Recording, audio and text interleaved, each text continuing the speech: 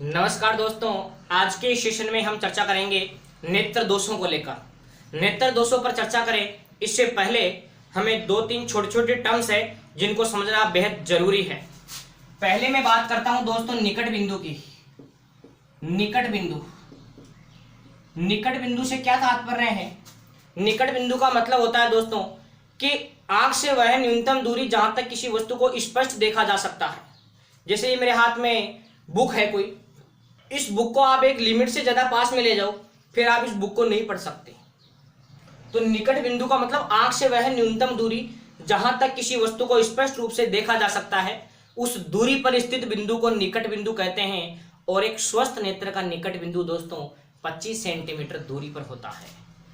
स्वस्थ नेत्र का जो निकट बिंदु है वो कितनी दूरी पर होता है? 25 सेंटीमीटर दूरी पर होता है। फिर हम बात करेंगे दोस्तों दूर बिंदु की। दूर बिंदु, नाम से पता चल रहा है दूर बिंदु, आंख से वह अधिकतम दूरी जहां तक किसी वस्तु को स्पष्ट देखा जा सकता है। तो आप काफी सीधी सड़क है या कोई खुला मैदान है तो आप काफी दूर तक देख सकते हैं।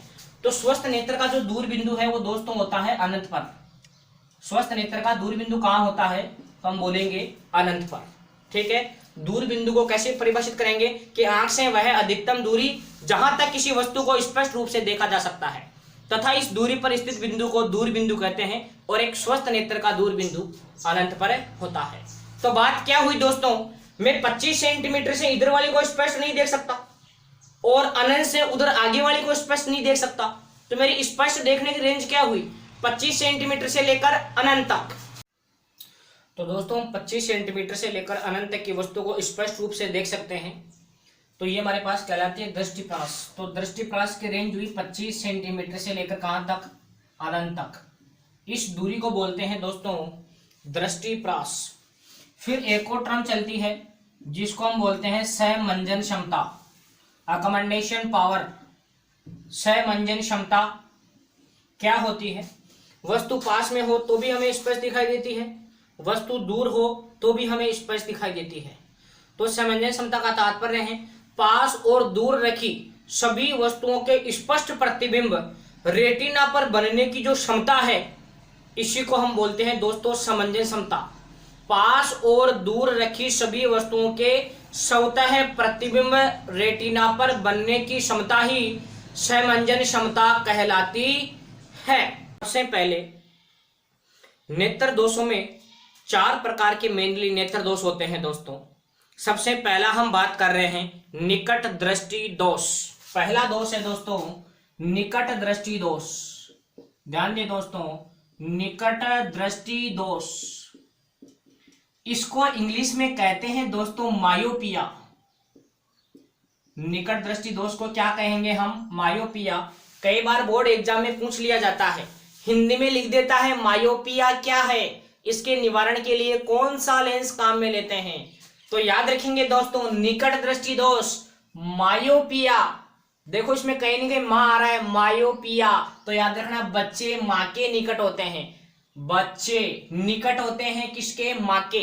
तो ऐसे याद रखना निकट दृष्टि दोष को कहते हैं दोस्तों मायोपिया। अब देखिए इस दोष में होता क्या है। निकट दृष्टि दोष, आप ये लैंग्वेज याद रखेंगे छोटी सी, निकट का कोई दोष नहीं, इसमें नाम का उल्टा काम होता है दोस्तों। निकट दृष्टि दोष का तात्पर्य है निकट का कोई दोष नहीं, मतलब पास की वस्तु आपको अच्छी दिखाई देगी, निकट का कोई दोष नहीं, निकट की वस्तु आपको अच्छी दिखाई देगी, स्पष्ट दिखाई देगी। मतलब इसमें जो निकट की वस्तु है, निकट का मतलब पास, पास की वस्तु दोस्तों आपको स्पष्ट दिखाई देगी, जबकि जो वस्तु दूर है वह आपको अस्पष्ट दिखाई देगी। ठीक है, निकट दृष्टि दोष, निकट का कोई दोष नहीं, निकट का पास का आपको स्पष्ट दिखाई देगा और दूर का आपको अस्पष्ट दिखाई देगा। ठीक है, अब देखिए पास का स्पष्ट और दूर का स्पष्ट, मतलब वस्तु दूर है उसका प्रतिबिंब अस्पष्ट है। इसका रीजन ये है कि प्रतिबिंब दोस्तों रेटिना से थोड़ा पहले ही बन जाता है, दूर से चलने वाली जो किरणें हैं वो रेटिना तक पहुंच ही नहीं पाती है, प्रतिबिंब जो है वो रेटिना से थोड़ा पहले ही बन जाता है। तो इसका अगर मैं कारण की बात करूं कि निकट दृष्टि दोष का कारण क्या है, तो इसका कारण होता है दोस्तों प्रतिबिंब रेटिना से पहले बन जाता है। प्रतिबिंब रेटिना से पहले ही बन जाता है, प्रतिबिंब रेटिना से पहले ही बन जाता है। ठीक है, अब देखिए प्रतिबिंब जब रेटिना से पहले बना, प्रतिबिंब रेटिना से थोड़ा आगे ही बन गया, थोड़ा पहले ही बन गया, तो कोई ऐसा लेंस चाहिए जो किरणों को थोड़ा सा फैला दे ताकि उसका प्रतिबिंब कहां तक पहुंच सके, रेटिना तक पहुंच सके। तो इसके निवारण की अगर हम बात करें दोस्तों, तो इसके निवारण में हम काम में लेते हैं दोस्तों अवतल लेंस। इसके निवारण में काम में लेंगे हम अवतल, या इसी का दूसरा नाम है दोस्तों अपसारी लेंस। इसी का दूसरा नाम है अपसारी लेंस। ठीक है, तो ये हमने चर्चा की निकट दृष्टि दोष को लेकर कि निकट दृष्टि दोष का रीजन क्या, निकट दृष्टि दोष में होता क्या है, अगर ऐसा हो रहा है तो उसका रीजन क्या है, और अगर ये कारण है तो उसका निवारण कौन से लेंस की सहायता से करेंगे, अवतल या अपसारी लेंस की सहायता से। दूसरा हम बात कर रहे हैं दोस्तों दूर या दीर्घ दृष्टि दोष। दूसरा हमारे पास दोष है दूर या दीर्घ दृष्टि दोष।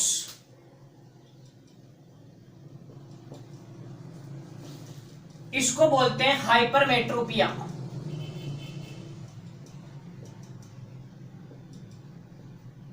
दूरदृष्टि दोष को कहेंगे दोस्तों हाइपरमेट्रोपिया। दूरदृष्टि दोष को हम क्या कहेंगे, हाइपरमेट्रोपिया। अब देखिए इसमें भी वही काम, दूरदृष्टि दोष नाम का उल्टा काम, दूर का कोई दोष नहीं। दूरदृष्टि दोष का मतलब क्या है, दूर का कोई दोष नहीं, नाम का उल्टा काम होता है, दूर का कोई दोष नहीं। मतलब इसके अंदर दूर की अगर कोई वस्तु है वो तो आपको दिखाई देगी दोस्तों स्पष्ट, और जो पास की वस्तु है वह आपको दिखाई देगी अस्पष्ट। दूरदृष्टि दोष में का मतलब है दूर का कोई दोष नहीं, नाम का उल्टा काम, दूर की वस्तु स्पष्ट, पास की वस्तु अस्पष्ट।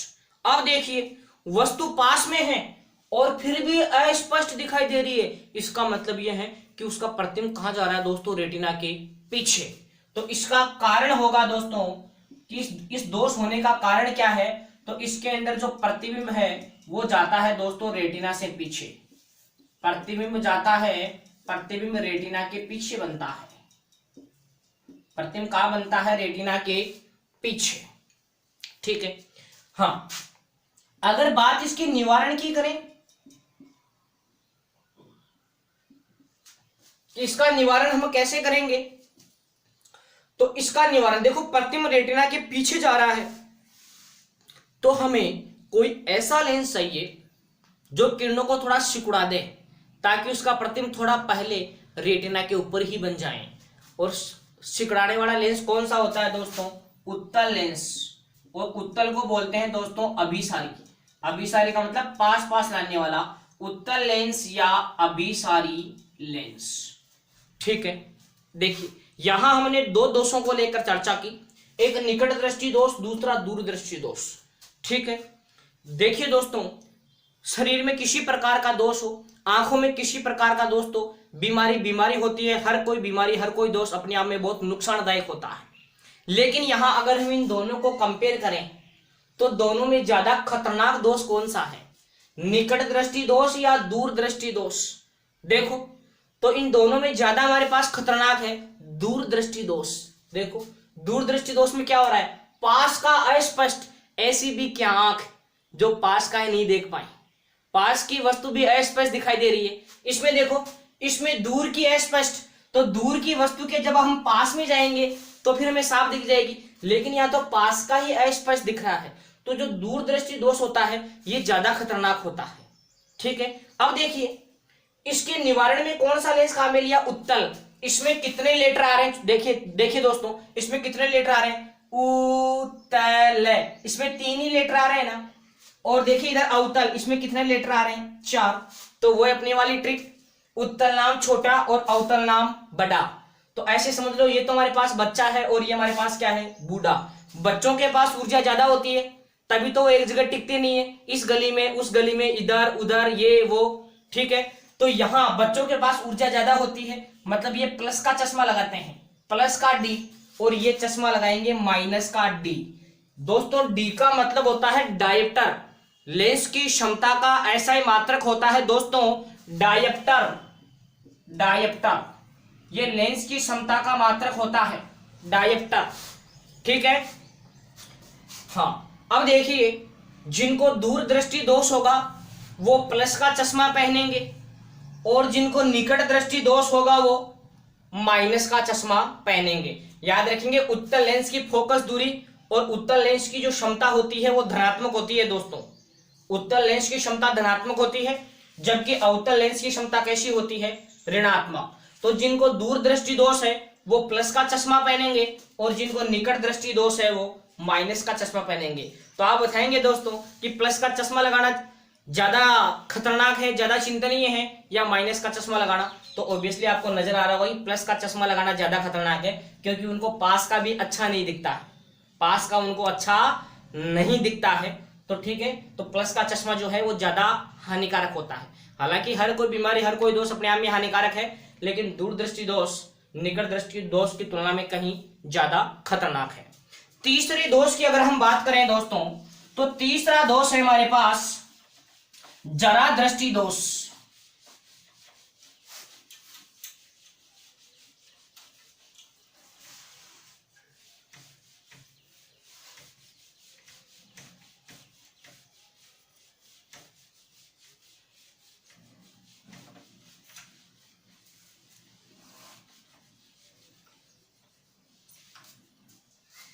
देखिए दोस्तों, तीसरा दोष जिसको हम बोलते हैं जरा दृष्टि दोष। जरा दृष्टि दोष, ठीक है। जरा का मतलब होता है दोस्तों बुढ़ापा।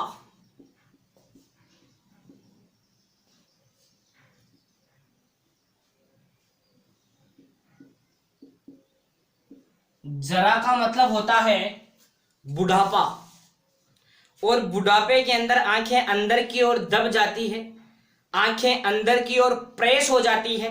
इसलिए आप याद रखेंगे कि जरा दृष्टि दोष को बोलते हैं प्रेसी बायोपिया। आंखें अंदर की ओर प्रेस हो जाती है तो इस दोष को बोलेंगे हम प्रेसी बायोपिया। देखिए निकट दृष्टि दोष में बेसिकली होता क्या है कि निकट दृष्टि दोष में जो जैसे जैसे आदमी की उम्र बढ़ती जाती है वैसे वैसे आंख से जुड़ी जो सिलियरी मांसपेशियां होती है वो शिथिल हो जाती है। तो जो आंख का स्वस्थ नेत्र का जो निकट बिंदु 25 सेंटीमीटर पर ना रहकर वो लगभग 200 सेंटीमीटर पर चला जाता है। आपने देखा होगा जो बुजुर्ग व्यक्ति है अखबार वगैरह किताब जो भी वो पढ़ते हैं ऐसे थोड़ा आंखों से हाथों में ऐसे थोड़ा दूर लेकर पढ़ते हैं, उनका निकट बिंदु 25 सेंटीमीटर पर ना रहकर लगभग 60 साल की उम्र में लगभग 200 सेंटीमीटर के आसपास चला जाता है। तो एक तरीके से इसमें मुख्य बीमारी क्या हुई, इसमें जरा दृष्टि दोष में क्या हुआ कि जो पास का है वो आपको अस्पष्ट दिखाई देता है दोस्तों। जरा दृष्टि दोष में पास की वस्तु आपको अस्पष्ट दिखाई देती है। आप 25 सेंटीमीटर पर बुजुर्ग व्यक्ति यदि 25 सेंटीमीटर पर रखकर किसी किताब या अखबार कुछ भी अगर पढ़ना चाहें तो वो नहीं पढ़ पाएंगे, उनको पास का अस्पष्ट दिखाई देता है। अब दोस्तों पास का अस्पष्ट कौन से दोष में दिखाई देता था, निकट दृष्टि दोष में या दूर दृष्टि दोष में? दूर दृष्टि दोष में। तो ये एक प्रकार से हमारे पास कौन सा दोष हो गया दोस्तों, ये एक प्रकार का हमारे पास हो गया दूर दृष्टि दोष। दूर दृष्टि दोष। और आपको पता हो तो हमने दूर दृष्टि दोष के निवारण में कौन सा लेंस काम में लिया था दोस्तों, उत्तल लेंस। दूर दृष्टि दोष के निवारण में हमने कौन सा लेंस काम में लिया था दोस्तों, उत्तल लेंस, ठीक है। तो जरा दृष्टि दोष के निवारण के अंदर भी कौन सा लेंस काम में लेंगे हम, उत्तल लेंस। कई बार ये भी पूछ लिया जाता है कि जरा दृष्टि दोष का निवारण किस दोष की तरह किया जाता है, तो जरा दृष्टि दोष का निवारण करेंगे दोस्तों दूर दृष्टि दोष की तरह। जरा दृष्टि दोष के निवारण में कौन सा लेंस, उत्तल लेंस। फिर बात ये आती है कि सर ये तो दोनों सेम ही हो गए, दूर दृष्टि दोष और जरा दृष्टि दोष, फिर दोनों में अंतर क्या हुआ? तो दोस्तों अंतर यह है कि जो जरा दृष्टि दोष होता है ये उम्र बढ़ने के साथ साथ होता है, ये सबके साथ होता है। जरा दृष्टि दोष जो है वो उम्र बढ़ने के साथ साथ जैसे जैसे उम्र बढ़ती जाएगी वैसे वैसे नेत्र लेंस से जो जुड़ी सिलियरी मांसपेशियां होती है वो थोड़ी शिथिल होती जाती है। ठीक है। कई बार क्या होता है, बुढ़ापे के अंदर न पास का अच्छा दिखता है ना दूर का अच्छा दिखता है, उनको पास का भी अच्छा नहीं दिखता है और उनको दूर का भी अच्छा नहीं दिखता है। तो ऐसी स्थिति के अंदर दोस्तों लेंस काम में लेते हैं द्विफोक्सी लेंस। अब दोस्तों द्विफोक्सी लेंस में क्या होता है कि जैसे ये मेरे पास चश्मे का मैं एक गिलास बना रहा हूं दोस्तों, ठीक है, ये चश्मे का गिलास है, ठीक है। तो देखिए इसके द्विफोक्सी लेंस मतलब उत्तल लेंस भी काम में लेंगे, इसमें अवतल लेंस भी काम में लेंगे।